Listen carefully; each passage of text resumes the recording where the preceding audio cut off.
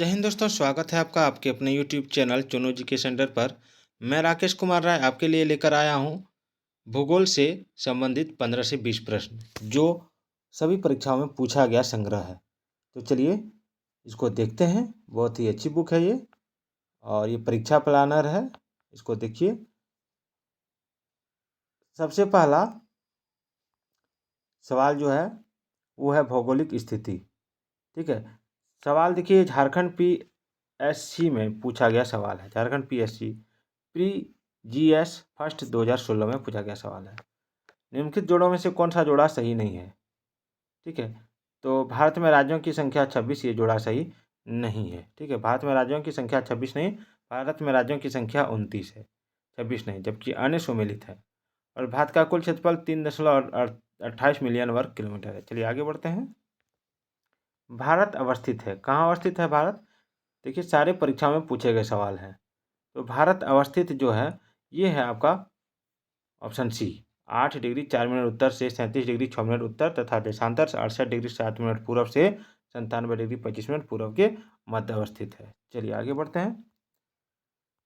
भारत विस्तृत है, तो भारत विस्तृत कहाँ है इसको यहाँ देखते हैं। भारत जो है विस्तृत है आपका ऑप्शन डी हो जाएगा। क्या हो जाएगा? ऑप्शन डी, उपयुक्त में से कोई नहीं। ठीक है, भारत विस्तृत किस में है तो उसको दिया हुआ है। ठीक है, अब यहाँ इसको देखते हैं हम लोग पूरा। भारत की आकृति चतुष्कोणीय है। यह विषुवत रेखा के उत्तर में 8 डिग्री 4 मिनट से 37 डिग्री 6 मिनट उत्तरी अक्षांश तथा 68 डिग्री 7 मिनट से 97 डिग्री 25 मिनट पूर्वी देशांतर के मध्य स्थित है। कर्क रेखा 23.5 डिग्री तथा 82.5 डिग्री पूर्वी देशांतर देश के लगभग मध्य से गुजरती है। और देश का उत्तरी दक्षिणी विस्तार है 3214 किलोमीटर और पूर्वी पश्चिमी विस्तार है 2933 किलोमीटर। इसकी स्तरीय सीमा 15,200 किलोमीटर है तथा मुख्य स्थल की समुद्री सीमा 6100 किलोमीटर लंबी है। इसका क्षेत्रफल 32,87,263 वर्ग किलोमीटर है और क्षेत्रफल की दृष्टि से भारत विश्व में 7वें स्थान पर है तथा जनसंख्या में चीन के बाद विश्व में दूसरे स्थान पर है।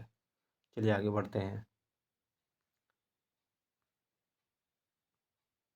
अगला है, भारत के निम्नलिखित नगरों में से कौन कर्क रेखा के सबसे नज़दीक है? तो कर्क रेखा के सबसे नज़दीक जो है वो हो जाएगा आपका आइजोल।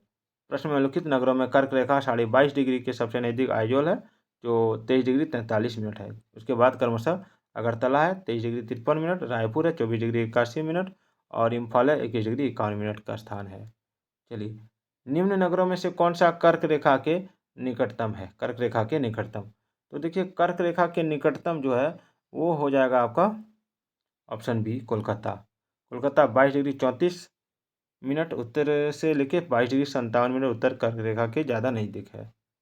सारे सवाल परीक्षा में पूछे गए सवाल हैं।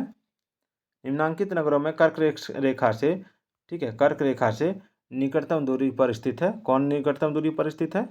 UPPCS एग्जाम में पूछा गया, 1999 में है।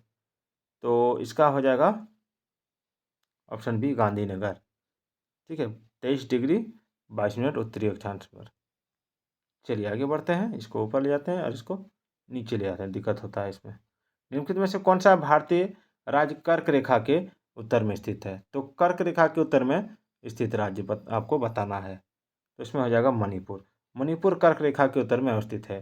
ध्यातव्य है कि कर्क रेखा भारत के 8 राज्य गुजरात, राजस्थान, मध्य प्रदेश, छत्तीसगढ़, झारखंड, पश्चिम बंगाल, त्रिपुरा और मिजोरम से होकर गुजरती है। कितने भारतीय प्रदेशों से होकर कर्क रेखा गुजरती है? तो 8 भारतीय प्रदेश से। चलिए आगे बढ़ते हैं।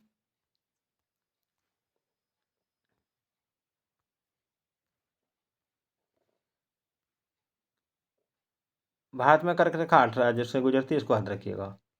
कौन सा महत्वपूर्ण अक्षांश भारत को 2 लगभग बराबर भागों में विभाजित करता है? तो इसका राइट आंसर क्या होगा? इसका राइट आंसर हो जाएगा आपका ऑप्शन डी, 23.5 डिग्री उत्तर।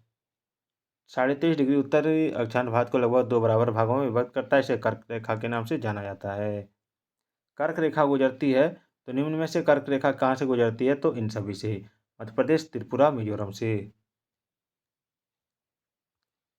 80 डिग्री पूर्वी देशांतर और कर्क रेखा का मिलन बिंदु है तो ये है मध्य प्रदेश में। निम्नलिखित द्वीपों के युग्मों में से कौन सा एक 10 अंश जलमार्ग द्वारा आपस में पृथक किया जाता है? तो ये हो जाएगा आपका ऑप्शन ए, अंडमान एवं निकोबार 10 डिग्री चैनल छोटा अंडमान व कार निकोबार के मध्य स्थित है। अंडमान निकोबार द्वीप समूह बंगाल की खाड़ी में स्थित भारत का सबसे महत्वपूर्ण द्वीप है। चलिए, 10 डिग्री चैनल पृथक करता है, किसको पृथक करता है? तो इसको और ऑप्शन दिया हुआ है,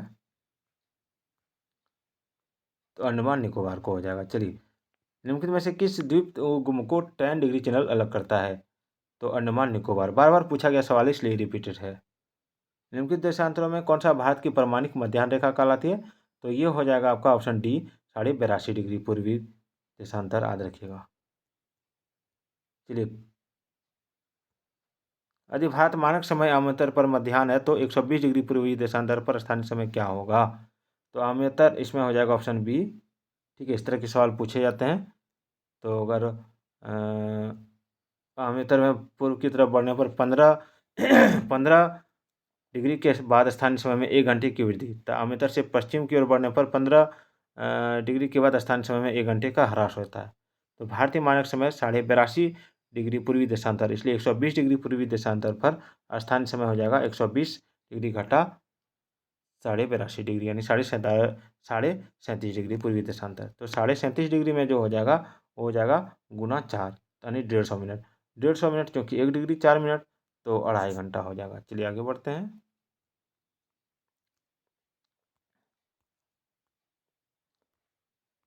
अगला सवाल है, भारतीय मानक समय की अमृतर नहीं गुजरती है। तो भारतीय मानक समय की अमृतर नहीं गुजरती है तो महाराष्ट्र से। भारत का मानक समय इलाहाबाद के नैनी क्षेत्र से गुजरता है और 82.5 डिग्री देशांतर पर अवस्थित है। और भारत के निम्न राज्यों से भारतीय मानक समय अमृतर गुजरती है। कौन कौन? तो उत्तर प्रदेश, मध्य प्रदेश, छत्तीसगढ़, उड़ीसा एवं आंध्र प्रदेश। चलिए आगे बढ़ते हैं। निम्नलिखित में से कौन सा एक स्थानीय भारतीय मानक समय अमृतर के सबसे नज़दीक स्थित है? तो अमृतर के सबसे नज़दीक है मिर्जापुर, याद रखिएगा। भारतीय मानक समय की देशांतर रेखा 82.5 डिग्री किस नगर से होकर गुजरती है? तो इसका राइट आंसर हो जाएगा आपका ऑप्शन डी, इलाहाबाद से। ठीक है, इसका आप स्क्रीनशॉट ले सकते हैं, बहुत लंबी है। चलिए आगे बढ़ते हैं। भारतीय मानक समय IST यानी निम्नलिखित स्थानों में से किसके समीप से लिया जाता है? तो इलाहाबाद यानी नैनी से हो जाएगा। तो ये 20 सवाल आपकी परीक्षा के लिए बहुत ही इम्पोर्टेंट होने वाला है। अगला फिर हम लोग टॉपिक पेश करेंगे। ठीक है, अभी और सवाल है इसमें लगभग 42, 43, 44 सवाल है। इसका अगला पार्ट में बनाऊंगा। उसके बाद फिर अगला वीडियो रहेगा राज्य एवं संघ राज्य क्षेत्र। तो फिर मिलते हैं अगले वीडियो में, तब तक के लिए जय हिंद, जय भारत।